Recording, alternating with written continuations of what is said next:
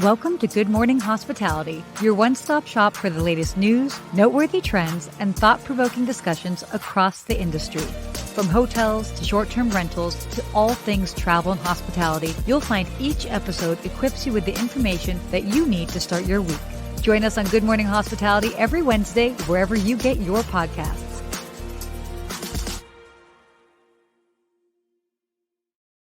Good morning! Very good morning to you, and an truly early morning energy for you, Sarah. Truly, I got my, I don't want to even show what I'm drinking, but I have early morning energy over here. Aloha. I should have started with aloha. Oh gosh, that's lame. Yeah, because what time is it for you there right now? Yeah. So for everybody tuning in, I am live from Hawaii, from Maui, and it is 5 a.m. So 5 a.m. yes. Amazing. I just want to thank you for the commitment you have to our audience to get yourself up at 4 a.m. and be live and ready for us with your energy. You see the behind the scenes. It's straight up getting it together until 20 seconds before we go live. Her hair and makeup team just ran out of the shop before I know. she came They were on. like, we gotta go. We gotta go. Clear the shot. Clear the shot. That is absolutely not what happened. Well, tell me, why are you in Hawaii right now? What's going on over there that you're live from Maui? Yeah, so I think some of you all know, but maybe people don't know. But I actually do a lot of spokesperson work, and I do a lot of TV segments. And one of my clients has sent me to Maui. I am here at the beautiful Westin Maui, and it's a stunning resort. But basically, talking all about the recovery, as far as for those that might be aware. Obviously, last year there were big fires that happened in Lahaina, and it has been this recovery period since then. So, kind of taking these sort of first looks, reminding people that it's okay, it's safe to come here, but they're also ready to have travelers come here. And by coming here, it's supporting the local community, and then just even hearing about the efforts from the hotels. You know, they've done so much to really support the community. But they're eager to have people back. So if you haven't been to Maui, or if you have and it's been some time, now is the time to come back.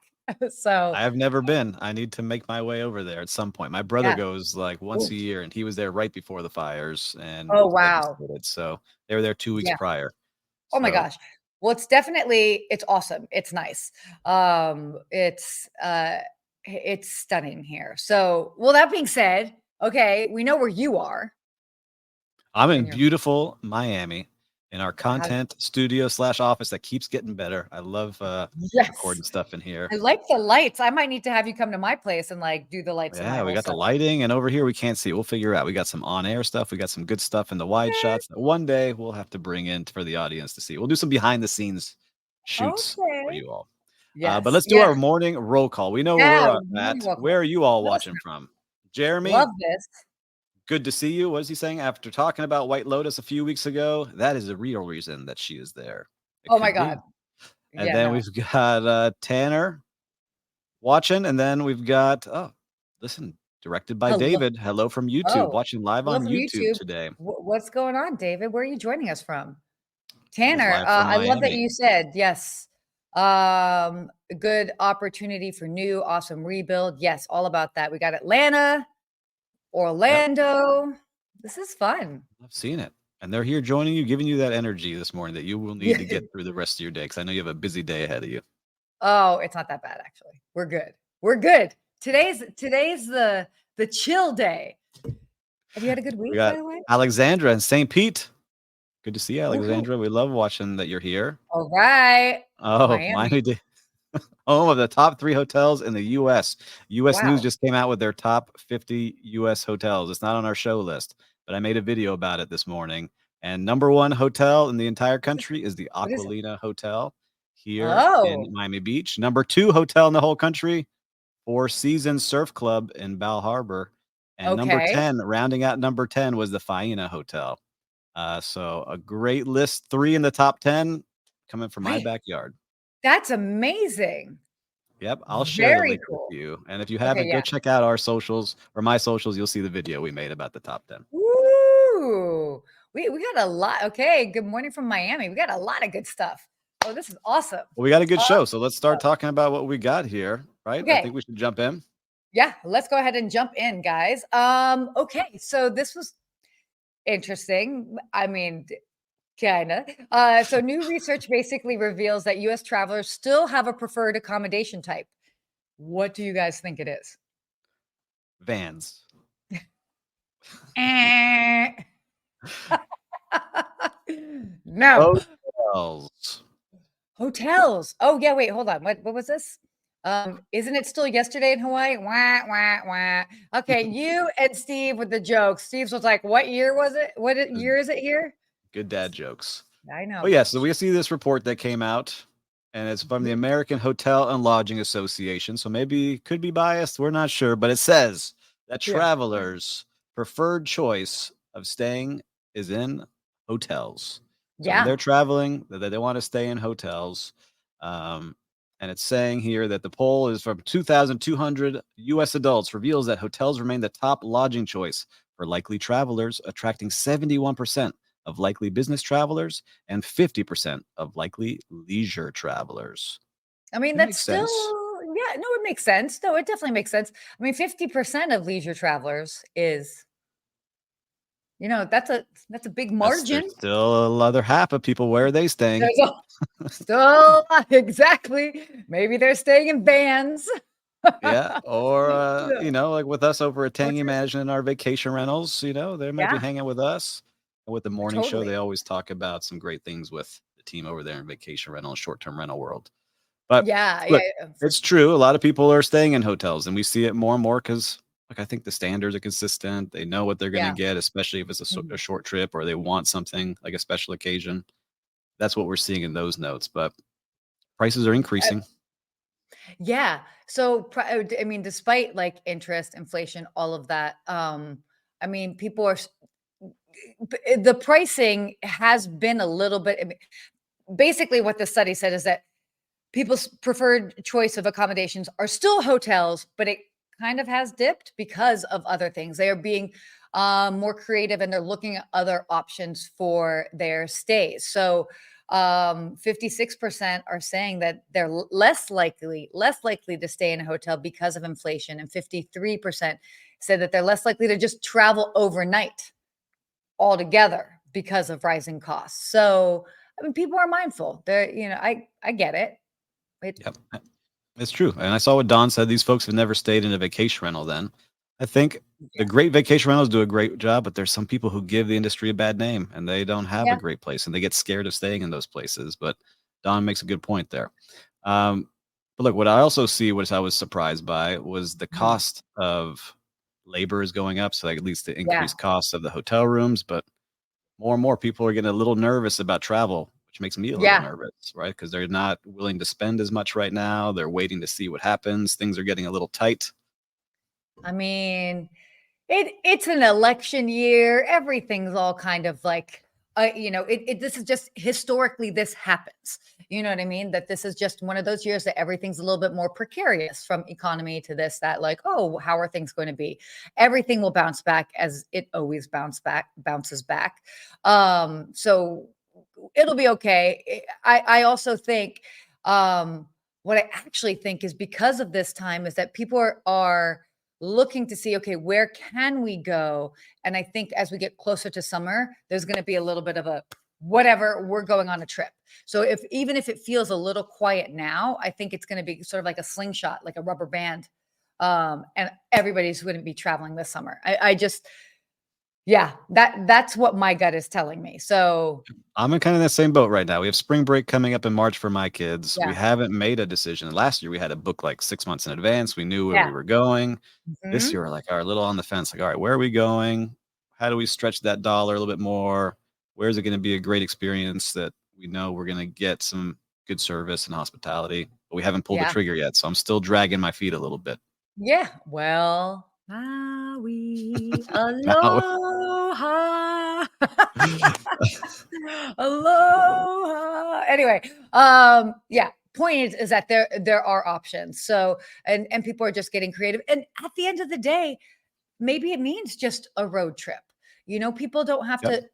to think like, oh my gosh, we have to go to Thailand and it's going to be a long trip and then this and that and super exotic. I mean, look, if you can do it, sure, why not? But you can create a fun vacation pretty much in your backyard. Yeah. The other Depending. interesting part from this survey, which I Mm. just always smile at, was the technology Yeah. part. And it Yeah, says definitely. 35% of people, they're still searching for high-speed Wi-Fi as their top Yeah. technology amenity. That is crazy to me. Come on, hotels. Let's step it up It's here. It needs to be bananas. offered. We can't have people go into hotels complaining about Wi-Fi. We have plenty of technology that we can implement. And I know that some hotels say it's a big cost. We have to rewire all the rooms and we have to do all these things. At I least mean, we're make the living. sections in your hotels that have some high-speed Wi-Fi. And Oh, Christopher totally. saying, I always look at vacation rentals and compare it to hotels, but I end up choosing hotels because of the sky-high fees associated with Mm. vacation rentals, which eliminate any value in the stay. The last time I stayed in a VR, I had to murder an intruder, a mouse. I didn't Oh see my that gosh. part. I was like, oh my Oh my God. gosh. That is that is hilarious. Oh, I mean, at the end of the day, I mean, everybody knows this. Both of us are super fans of all accommodation types. yep. I mean, at the end of the day, it's it, it's just another way of staying. And I don't think that there's one way that's better than the other. I think it depends on where your location, it depends on how long you're staying, it depends on how many people, the experience that you're looking for. Yeah. So, I I like the mean, other part of this too was that the technology was that 14% of the people wanted keyless entry or mobile check-in. entry. And that keeps going Yeah. up. And I've experienced that now. And since I'm in both worlds in vacation rental and Yeah. hotels, I loved it because when I went to Disney, I didn't have to stop by the front desk. They just sent me the code. I went to my door and I was in my Yeah. room. So I love No, that service. That it's was great. nice. It's definitely nice when it comes to that. Um, yeah, Oh, and and I have Tanner. to say, oh Tanner yeah, oh saying, what did yeah. Tanner say? For boutique places off the beaten path, Starlink from Elon Mm, Musk for the high-speed internet there win. you go. I haven't tried Elon. that yet, but I like that. Yeah, I actually haven't tried it either. And Maybe done. on a trip. All right. So cool. Yeah, no, I love this. And by the way, just to shout out for the Wi-Fi, uh, I think by hotels that are also accommodating to business travelers and maybe conferences, they're absolutely more sensitive to that. The Wi-Fi here is amazing. That's Yeah. always the thing that I'm concerned when I'm traveling for these things is I'm like, "Ooh, I hope that Wi-Fi is gonna hold me through," because I'm connecting through so many different, um, with so many different businesses. So, shout out to the Westin Maui, by the way, for that. So, you guys, Wi-Fi on point. Always great. Okay, let's talk about luxury hospitality's secret sauce. And we're not talking about Thousand Island dressing, although I am a condiment person, so I'm definitely all about that secret sauce. Uh, by the way, 5 a.m. here, ladies and gentlemen. 5 5 a.m. a.m. Sarah we've got right now. Spouting knowledge and gems. No, but what I loved about and we talk about this all the time. So, this was a recent article that came out on what was it was on Skift. And it was recent, which is why I shared it, but it's not new to us. For those of us that are in hospitality, we definitely know this, but they basically talk about true luxury doesn't come from glitz. It's generated by the 10% extra effort a team delivers beyond already high standards. And I love that because it is true. I mean, things can be this particular article was talking about how a travel blogger had recently stayed at a resort, a really nice one, in a room Paying that would normally be 3,000 a night. yeah, 3,000 a night. He had a broken fireplace. There was no hot water. He needed Advil. None of they didn't have any of these, but the thing that really got him was that no one would take ownership and address the issues, either with creative solutions or even just a reasonable, "Hey, oh, this is how we can make it better." And that is that's so huge. Like, you have to take ownership. It's Yes. fascinating. I mean, I have think you been seeing this that, like, there's sometimes, like, when you're traveling that, Mhm. people are just like, "Meh," and you're like, "Well, Yeah. that's not exciting." And part of what I do is help hotels improve those standards. And so I go to these places and I just kind of ask some basic things. And I won't name the hotel, but it No. top rated hotel. Yeah. Made a phone call to the concierge. hey, concierge, I'm having some trouble sleeping. It's a little loud next door. You happen to have a white noise machine? No, we don't have a white noise machine. Okay. You happen to have a fan? Maybe I I was just can about to make my say, own do you white have a noise. fan? No, we don't have a fan. But if you go down to the local CVS, they have some there, and you can go out and get it. And that was the conversation. I was like, man, if this is a big suite. Again, probably about that rate. I wasn't paying for it. But you Yeah. go make a solution, find something. What else can I offer? Then I called back again asking if they had a phone charger. They did not and said, sorry, we don't have it. When I know that they have a bunch of them in Lost and Found, right? And so all you got to do is say, you know what? Let me go to Lost and Found. I'm going to grab one and run it up to that room. And we talked about this in front of all of their team and showed them and asked them what they could have done. And they all had great answers. So the teams know what to do. We just have to start empowering them and making that culture to really do it. Yeah. And I'm sure you worked in a place that does that, because I worked at Mandarin Oriental, where I think it was the Mhm. most fun, where we were all challenged to have little Yeah. cards everywhere. What did we Yeah. find out about this guest, and put it into their profile so that we Yeah. knew that, this person loved golf. So we'd have a golf magazine just waiting for them at breakfast the next morning for them to have, or we knew that this person loved a certain chocolate, we would have it for them. So there's all different kind of things out there. But what are you seeing out there, viewers and listeners? And while we're looking at what they say, how about you, Sarah? Because you worked in some of the best places as a concierge, so Yeah. you were actually frontline. Well, I mean, and Jeremy, as a fellow Lake Claydor concierge, um, said he would go out of their way to find a solution no matter what. So, yes, shout out to all of our Lake Claydor concierge for going above and beyond. I'm still an affiliate member. Mm. But yeah, I mean, again, it's all about having that right attitude. It's interesting as far as like what I'm seeing in general. Um, it is a toss up. I definitely go to some places where I'm so impressed with what people are doing. And then there are many times that I go to places where it's just like, okay, that was pretty lackluster. What's this? Christopher said, luxury stayed at a hotel, had a book and a pair of sunglasses on the desk, went out to dinner, came back, and there was a bookmark next to the book and a cleaning cloth next to the Yeah, little glasses. touches, Oh, small love that. touch, and you still remember it. That cost them less than $1.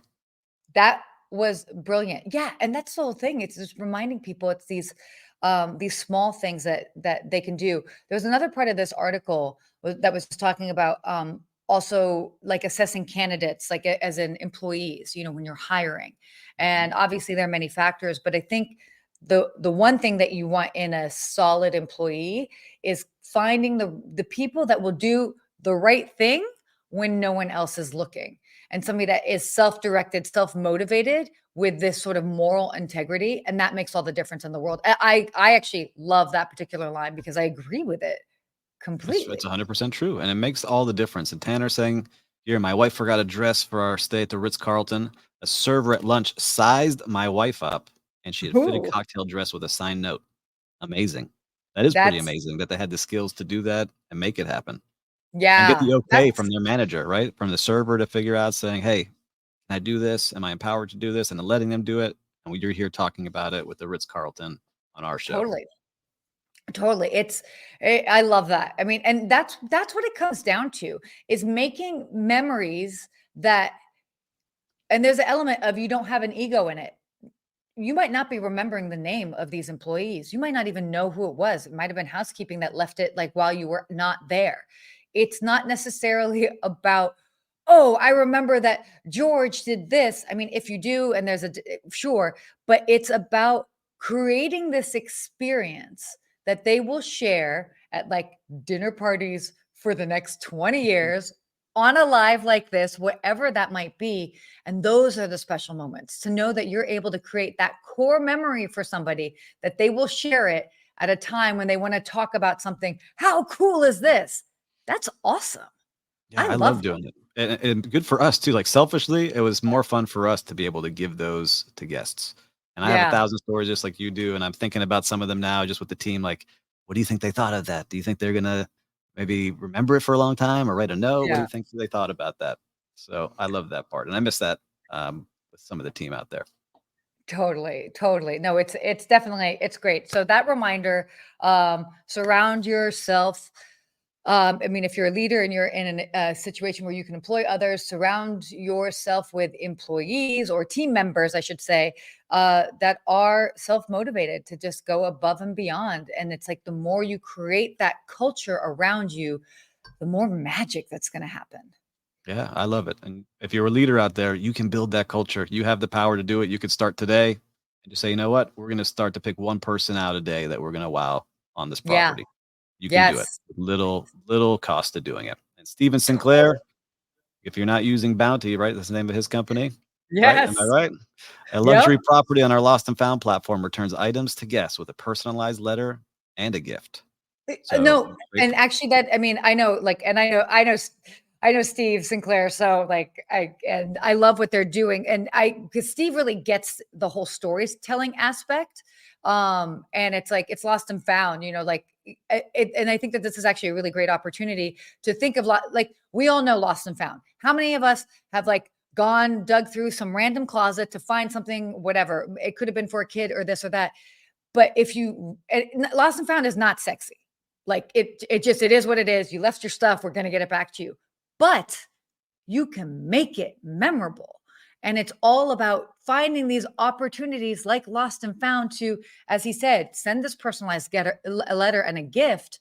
And next thing you know, you took this moment and you made it Yeah, special. returning their item because you looked after them, you thought about them. I love it. Mhm. Steve, we'll have to chat at some point. I got to learn more about what you got going Oh my on. gosh, you have to. You guys will totally hit it off. So, love all of that. So there you go. Bounty, check it out. Um, so let's shift gears a little bit. Yes. Talk about, I mean, oh gosh, I feel silly that we're even like still talking about this, but our dear friends with Alaska and Boeing. Boeing basically, their CEO has come out to say, hey, we are taking responsibility for the door plug getting blown out of the Alaska Airlines flight over Oregon earlier this month. And eh, you know, I mean, I get it. It's a tough situation. Look, things happen. Things that are made like it's obviously horrible situation. Obviously, it could have gone way worse. But, I don't know. It's just this I mean, I understand that they're coming out and saying it. I mean, they're helping out the Alaska team, but what are you seeing with this? Look, as a leader, it's hard because I'm sure now every Yeah, eyeball's on your company. I'm sure he's had some totally. sleepless nights, the CEO, Dave Calhoun, but he came out and said, we caused the problem. We did. Yeah, Boeing is accountable for what happened. It's not Alaska Airlines doing something wrong because I'm sure Alaska Airlines lost a ton of business of people saying, I'm totally. not going to travel on that airline with their doors flying off in the air. And so Boeing had to Yeah. step up, and I'm sure government got on them. Um, but it just goes again to showing the culture. Do you have the right people in the right seats? Are you short staffed and you miss something when you're building these planes because this Mhm. is people's lives in your hand? It's not like we messed up Totally. a plate at a restaurant. This is a way Yeah, different level of hospitality. And so 100%. I think that he came out. Now we'll see if he actually walks the walk, Yeah. puts in things to get his team motivated to really be the safest plane maker in the country, because that's what they have to do. And everything about that moving forward is what they have to do. It's going to be You know, interesting to see. talking ownership, taking ownership, and I was just gonna say that I had not thought about this before, but now just in considering our whole conversation of today's show, this notion of ownership and taking responsibility, kudos to him for doing that because again, things happen, but it's all about taking the appropriate ownership and the responsibility for it. And obviously, it's very challenging in these larger companies because you've got stocks, they lose value, you got shareholders, everybody's got, Yeah. has vested interest. But at the end of the day, I think it's more important to take the high road and to take that ownership and then to Yeah. make it right, as you said. So, Just lucky that no one lost their lives in that accident. It yeah, could have been much, much worse, right? We have seen these things end up mhm, terrible tragedies, but look, totally. he's got to figure it out. They're building 38 of these planes a month. And so now they got to Yeah, go back 38. That's and see. crazy. They got to make sure that these are done the right way. They cannot afford to Mhm. have another mistake because now they know. And so Yeah. I would see some way worse. I would say it's a crime, and now you know you have that issue and you don't figure it Yeah. out, Oh, right? So completely. And then for work those that together. are keeping score, Alaska Airlines has actually resumed flying their 737 MAX 9s. just as of this last Friday. So also can't fault them for that. Keep in mind, their 737 MAX 9s do take up 30% 30 of their fleet. So it's very important for them, obviously, to do so safely, but to resume having these planes fly, because it's disrupting a lot of service. So obviously they're taking ownership as well for the fleet that they have, and are making sure that everything is inspected to the T. So that's where we're at with that. Oh man. Listen, now way bigger news. Moving on. Oh, We have way bigger news. a Wait, huge debate that was hold on. exploded all over Okay. social media.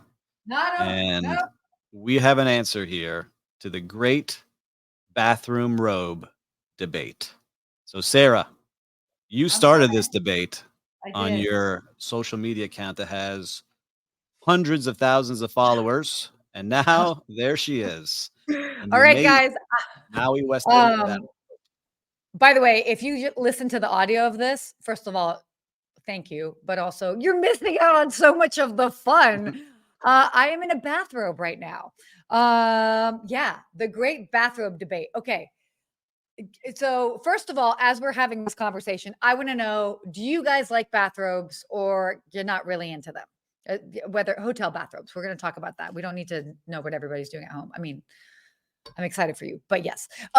So what do you like hotel bathrobes? I am generally not a fan of hotel. Like, I'm not going to go put on a hotel bathroom robe when I'm chilling. That's like, I don't even think of it. I know I'm in one now, and by the way, it's a lovely one. And if you've ever worn the lovely Weston bathrobes, I like it. Looks like a waffle they're one. fantastic. I like that one. Yes, it is waffle. It's not too thick. I'm into it. But I see you laughing over there. Steve, let us know. Are you into bathrobes? I am a proud bathrobe wearer, especially at hotels. And I like wearing them as I'm winding down in the evening. So I'll take a shower. I don't want to put on a whole new set of clothes. I'll put on that bathrobe. I'll walk around that suite and feel like the king of the world. And then if I do like the bathrobe, I'll buy it from the hotel. I don't steal these bathrobes. I buy one from the hotel and I'll take it with me. So I have a collection of a couple bathrobes that are top notch from great hotels. Oh my gosh, I'm loving these responses, which we're going to get to in just a minute here. We're going to talk about bathrobe etiquette in a minute, but so here's the thing. Historically speaking, I am generally not a fan of bathrobes. And so I posted about it, presuming that I would be in the significant minority, that most people love bathrobes. And I'm probably one of like 8% of people that don't really care about bathrobes. And I was very surprised to find on my social media feed that a lot more people were in the same boat as me. That were a like little 50-50. It was pretty much 50-50. It was interesting. Thousands of people. And I was shocked. Yeah. It was very fascinating to see. Now, we got Emily Goldfisher saying that she loved a hotel bathrobe and her favorite is from the Grand in York. I got to check that one out. No, we definitely have to check that one out. I think a lot of it, speaking from my side of things, on the side where you're like, has to do with bathrobe etiquette. And this also ties into, I know Jeremy said a comment here about, there we go. We got the Grand in New York. Jeremy said that comment, talking about, hey, not loving it when guests wander through the hotel lobby and restaurants in them. Agree. So I think my outlook towards bathrobes is probably coming from working in a hotel where you would like see like people walking around. So bathrobe etiquette. Number one, you don't leave your room wearing a robe unless like you're going to the spa or something like that. You should not be wandering around the hotel lobby or the hallway in just your underwear and the bathrobe. Agree. Correct. Right? Even at beach resorts. So I said beach resorts, I have the same thing because people are like, I got my bathing suit on, I throw my robe on, I head down to the pool. The robes, here's what I like to say. You got a nice robe, you wear it in the room. You're going to the spa has your selection of robes. Yeah. right? So you don't need to bring your robe down to the spa. They have a No. beautiful robe waiting for you. Do not Very come true. down to breakfast in your robe and slippers and champagne bottle from the night before, thinking you're going to have mimosas in our restaurant. Not happening. So Now, that's what we got. does it make a good photo? Yeah, I'm into it for the photo op. Mhm. 100%. It definitely but yeah, it is interesting. So number 1, obviously be mindful of where you are in your bathrobe. I worked in city hotels and it would blow my mind when people would come down in their robes. I'm like, "What are you Especially because they have doing?" people in their suits right next to them, Yeah, like, dressed to don't the they nines. feel awkward? It's just odd. Um, then the other thing, which you had also kind of mentioned here, is, you can't just, like, take the bathrobe. Well, you can, but Some you say will you pay can, for they'll that. charge you, yes. But Yes, you could ask them, they'll give you a brand new one if you want, and yeah, they'll and definitely a lot of ask. times they might even give it to you if you like it that much. 100%. It would be funny because sometimes I'd have guests that would be actually in my last hotel. Apparently, we did have really nice bathroom. Apparently, um, we had really nice bathrobes. Not like I wore them when I was at the desk. Can you imagine? I'm wearing a bathrobe with my Hello. like golden Yes. keys on my lapels. No. Um, so we would have guests that would ask us for them, but we would always have a shortage. So obviously, the initial thing would be is like you want to give a guest a brand new one, especially if they're gonna keep it. But when Of we had course, a yes. shortage, some would just be like, "I'll keep it. Will you give me a Mhm. discount?" I'm like, "Good man. Yes. Yes, we will. We'll make that happen." Yeah, and if you're lucky enough to be at a hotel that are changing out all their robes, I got some good ones from when I worked in hotels too. They're just give them away, Oh, some nice ones. yeah, what are you, like, the bathrobe dealer over I here? You just got I started liking them. I got my Mandarin Oriental one, I've got my Lowe's one, I've got maybe Nobu that should be a one. side business for you. You just start All right, selling so bathrobes. listen, hotels, you send us your robes and we'll judge them for you on We'll do a show bathrobe just for robes. reviews. Robe review. Let's do it. Bathrobe review. Segment. I love it. I love it. I'm still can't believe I'm still in a bathrobe. But to be fair, I will be in the spa a little bit later today. So if you do follow on social media, I will be doing a full recap of that. Not in a bathrobe. Or maybe. Anyway, cool. Wow, we have talked about so many things this morning. It's been all over the place. I love that we have like a little buffet of topics that we get to choose from Oh, every week. buffet or buffet? All right, I'm going to get us onto a real-time recap segment. So tell us, what is Okay. something you experienced this week in hospitality or in your Ooh. personal life that you liked? Ooh. Me? Yeah, my Who, co-host, me? Sarah. Who, me? Um, uh, I mean, obviously, I'm biased here when it comes to where I am, but I definitely want to give a shout out to the Westin Maui. Kind of in planning everything, they had a driver pick us up from the airport, which I know sounds really silly, but our flight ended up being pretty delayed, and we did get in late. But he picked us up when we like to drink certain drinks and so, energy drinks, by the way, I should clarify that Hey, you're before not a big people drinker. I've learned about Sarah. She's not a big no, drinker, but energy drink no. drinker, yes. Yeah, exactly. Energy drink, exactly, especially for these crazy hours.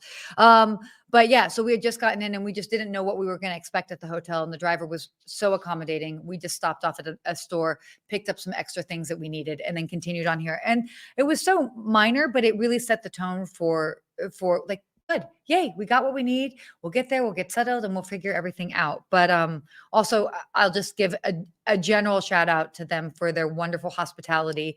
If you have not seen the suite that I'm in yet, you can barely see it here.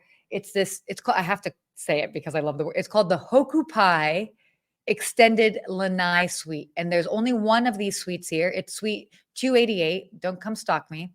I'll be Uh-oh. gone. I'll be gone in 12 hours. It's okay. But it's this whole extended lanai suite that has a fireplace, um, a little hot tub, a hammock, and the outdoor lanai is probably just as large, almost maybe larger than the suite itself. So really stunning property. So lovely to be here, and their warm hospitality has been great. So huge shout out to them. What have you seen on the I love that. streets, Steve? On the streets of Miami Beach, I had one of the Hospitality best streets. one of the best dinners I've ever had was at Ooh, Carbone, Miami on Saturday night, and yeah. It's one of major food groups restaurants, and I was a little bit wasn't hating on it, but I took my time getting there because there's so many flashy restaurants that you go to and you see pop Mhm. up, and We you don't see know. great reviews. It's more about the flash and the celebrity and the Yeah. ambiance. And I thought this would fit in there. And I walked in, you felt the energy right away. Great energy from the hostess, Nice. smiled, welcoming, have your table, got us in there, good music, good smells. But I got to give Cool. a shout out because usually these people don't get shout outs, is to our server. Our server, Geo, made the entire experience amazing because I felt like I knew him when I left, but he wasn't over intrusive during our meal, right? Yeah. He made the meal excellent for us. And I just couldn't stop thinking about it the next day. So I wrote an article about it on the hospitalitymentor.com. You can check out the full article. But shout out to Carbone because you expect good food, you expect to have, good service, but really he made it warm and genuine. So that's what I really enjoyed about Carbone. I love that. And it's that reminder that restaurants too, like you can really excel and go above and beyond in restaurants and it's not something to overlook. Just little Uh touches throughout the whole meal. It was totally. great. It was excellent. To- I will be that back. And I don't oh really my talk god. about restaurants that way that much, especially ones that are a little pricier. Maybe it's like a one in a while thing, but I'm Yeah. excited to go back. And I like that you said that because that was one thing that would break my heart. Being very lucky and being totally transparent. Obviously, when new restaurants would come open up in town, of course, they would want to invite the concierge. So I've had many opportunities to dine in wonderful restaurants as their guest. Maybe restaurants that I wouldn't necessarily normally pay for at that time. And it would break my heart when I would hear about or see where they didn't deliver the service that they really should have, because knowing from the back end of things that sometimes people save up for months for this like really special occasion, for this dinner, or it's an Mhm. anniversary. And we always have to remember that in hospitality, that it might be really special. It might be a special occasion for them. So show up, be present, and make it special, even if it Yeah, is. Yeah. I love it. And I think that goes right into our quote. Should I read our Yeah. quote? Because Yeah. I'm Yeah. reading this book right now, and I I think it's know. great. And I'm going to add this part. Service is black and white, Mhm. means you're doing your job with competence and efficiency. Hospitality is the color. That means you make people feel great about the job you're doing for them. So genuinely Mhm. engaging with the person you're serving so you can make an authentic connection. That's hospitality. And that I want to get Yeah. his name right because I always say it incorrectly. Will Guidara. And he just Yeah. wrote Will Unreasonable Guidara. Hospitality. Yep. So Exactly. I'm reading it right now. I'm almost done. People have given me that book a bunch, so I'm a big fan of it. I actually I teared up know. at the beginning reading it.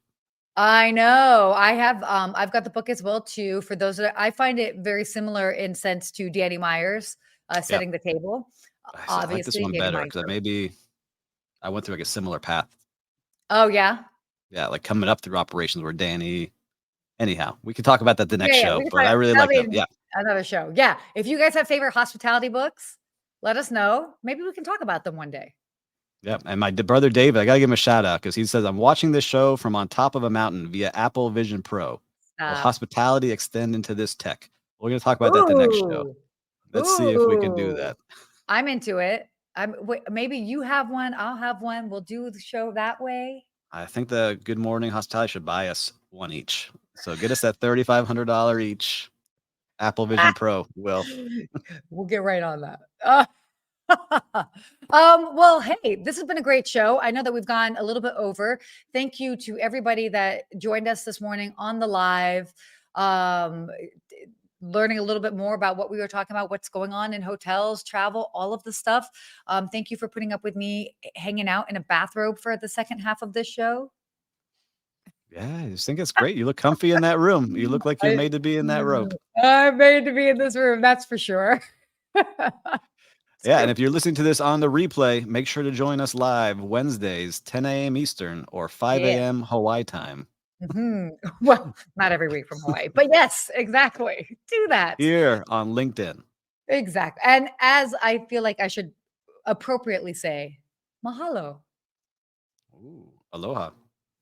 Mahalo's goodbye. Bye. And aloha is good. And Hello, aloha. right? Hello. Yes, yes, And yes. goodbye. Ugh, I think